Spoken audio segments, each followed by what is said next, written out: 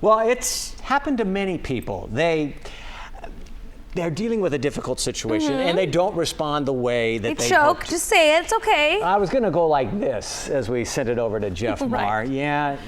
What do you think? Well, the thing is, it happens all the time to athletes, but scientists are trying to figure out why. Why do we choke at the worst times? It can happen to any of us. Right. Yeah. This is live TV, right? Yeah. Yes. Okay. Just wanted to make sure. I've got a bat and a ball. Okay. I'm going to swing for it. One of two things can happen. Watch out, guys. Either I miss it completely and embarrass myself in front of a large audience and become known as a choke artist, or I hit it and I become a hero to all of you. Well. We'll find out.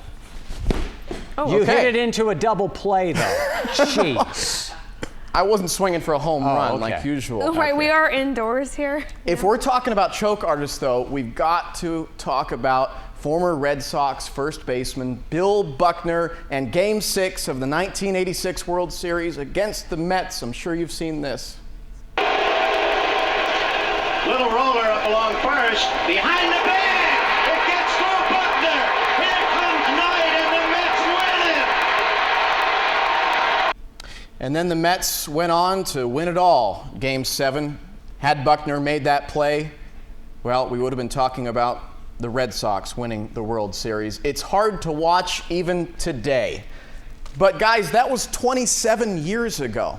Don't you think the fans of Boston have, don't you think they're over it by now? No, they're not. You don't get over that. Nope. Let's see. Oops. Embarrassing. You messed up. I think you're the worst Boston Red Sox player I've ever seen. The guy who ruined my life in 1986. Hey, Buckner, you suck. Hey, have a nice day, fellas. Nice catch. Poor guy. Gosh. So they still remember it, but it brings up the topic, why do we choke at the worst possible moment? Well, this is being addressed by scientists, including neuroscientist Taraz Lee of UC Santa Barbara. He says people tend to overthink things. Our bodies learn to do some things so well that if we think about what we're doing under intense pressure, it may actually hurt our chances of succeeding.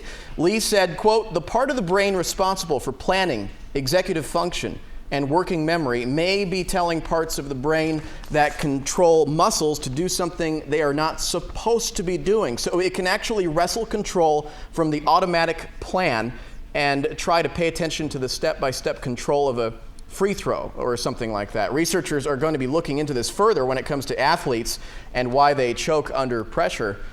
But I think that's the bottom line, guys. We tend to overthink things. You can look at Tiger Woods as an example. Greatest golfer in history, some would say. But when that scandal broke, it seemed to affect him so much psychologically that it affected his physical play, and he is still recovering from that. Have you ever heard the expression paralysis by analysis? I've heard of that. Yeah. Yeah. You're thinking Exactly so right. much about it that you're not just doing it. Right. Well, the first thing that you had up there, the first picture, Jeff, pressure, choking. I get There's that. a fine line. And I can tell you, as being a former athlete, baseball pitcher, there is no worse feeling than having all the pressure on you. And then I can remember one particular game, we were up 8-7, bases loaded, I was on the mound, batter up, 2 outs. I throw it past the catcher, runner scores, end of game. And there's no worse feeling than going back to the dugout or into a locker room after something like that. It feels like there's no I challenge you on that. Check with your mom and dad. If you're the parent of the athlete feel for involved the in that, kid. it's even worse. Right. It's hard to applaud Jeff for that one. Yeah. Great job. You know what, that Buckner thing, there's a couple Northern California ties. Billy Buckner was from Vallejo, which is just a short distance away, and the manager of the Red Sox team that year, Johnny McNamara, from the famous baseball McNamaras in Sacramento. It's Johnny, Jimmy, and Frank McNamara. Johnny played at Christian Brothers, and he played at Sacramento City College. So a lot of people in Northern California remember that moment quite well, Jeff. And had that moment not happened, Buckner would have been remembered as a pretty good hitter. Yeah. Right. About 2,700 hits. Yeah, that's what he's always remembered for now, though. Yeah. All right, Jeff, thank you. Sure.